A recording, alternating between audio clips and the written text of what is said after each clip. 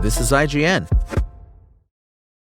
A strong open-world Gotham and trademark slapstick humor powers a fantastic parody of the Caped Crusader's greatest hits. This is your IGN review of Lego Batman: Legacy of the Dark Knight by Simon Cardy. Parody, when done correctly, can be one of the sharpest, funniest ways to show your love for something. That task comes a little bit easier and all the more richer when the target in your sights is a man who dresses up as a bat and demands to be taken seriously all too often. LEGO series developer TT Games is no stranger to this world, having jumped into Gotham on more than one occasion in the past and delivered consistently fun pastiches of some of pop culture's most beloved characters for 2 decades now. In LEGO Batman: Legacy of the Dark Knight, it's back at the top of its game, built lovingly brick by brick with fun always foremost in mind, especially in an open world that eclipses its linear levels. A top-tier LEGO game with playful twists on Rocksteady's Arkham series that hit the mark more often than not. It's a strong send-up of the Caped Crusader, delivered with a kiss from a rose. Legacy of the Dark Knight embraces its LEGO building blocks more than any other game in the series to date. By that, I mean its overall structure is somewhat like if several Batman kits were thrown onto the floor and jumbled up, only to be reshaped into original creations of their own. TT Games has taken storylines from each of Bruce Wayne's big screen outings and crafted its own tale from those beloved scenes, just performed in plastic.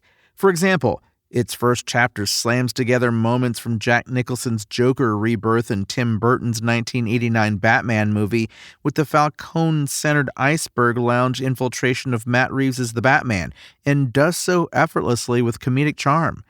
Through a series of roughly 20 linear missions, you'll fight, puzzle, and platform your way around Gotham locations in a way that'll feel familiar if you've played any LEGO games in the past.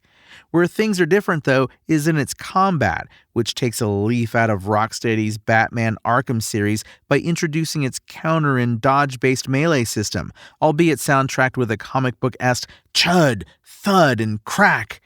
It feels slick to wield as you take on hordes of criminals and rack up combos reaching into the hundreds, pressing the parry button whenever a flashing prompt appears over one of their heads.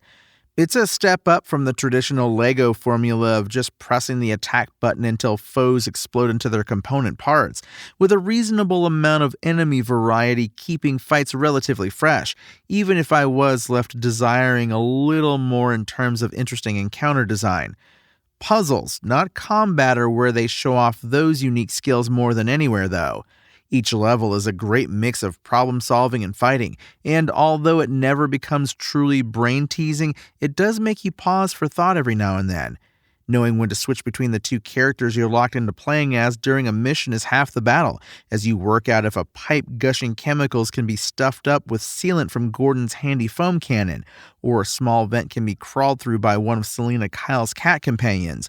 Of course, like pretty much every LEGO game, it's all playable in 2-player local co-op. The lack of online is a frustration, with some puzzles requiring coordination and timing to complete. Many bits of tech also come packed with their own enjoyable minigames, such as Batgirl's hacking batarangs, which trigger a short puzzle section where you need to avoid enemies in a maze made up of concentric circles. These minigames don't really develop in complexity over time, but there's a decent amount of different types, so you're never doing too many of the same in a row. There's charm overload at every turn, with cutscenes that are often hilarious, as silliness is always prioritized through slapstick physical humor and goofy dialogue. "We may not have health insurance, but boy does this make up for it," could be heard from one enemy as I pummeled him and his friends a fresh shade of purple to add a new color to the funhouse ball pit we were brawling in. There's a clear love for all things Batman here, with the DC hero and the culture around him always the target of affectionate mockery. That could be riffs on popular memes, such as Michael Caine's infamous Batman Begin Twitter post, or the fact that you may just be wandering around the Batcave minding your own business when the bat phone rings. Who's on the other end of the line? Well, that would be Bane, gloriously voiced by What We Do in the Shadows as Matt Berry, who loves nothing more than to crank call you with some wonderfully childish messages. LEGO Batman Legacy of the Dark Knight is a lovingly made, often hilarious take on both Batman's movie and video game history alike. It remixes classic moments from almost every film, with deeper cuts from the Caped Crusader's comic book beginnings too. A largely successful attempt at sophisticating LEGO combat that suffers a bit from repetitive, one-note encounter design, combined with a good mixture of puzzles, powers its homage-laden levels. But its open-world Gotham is where it truly comes to life, generously packing its gothic surroundings with hundreds of collectibles and pockets of opportunity. It might not tell a story that'll sit alongside Batman's best overall, but it delivers a fantastic plastic parody of his greatest hits. LEGO Batman Legacy of the Dark Knight's IGN score? 8 out of 10. Thanks for listening to IGN.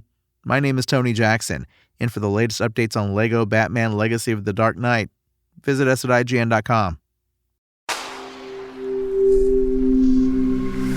Spoken Layer.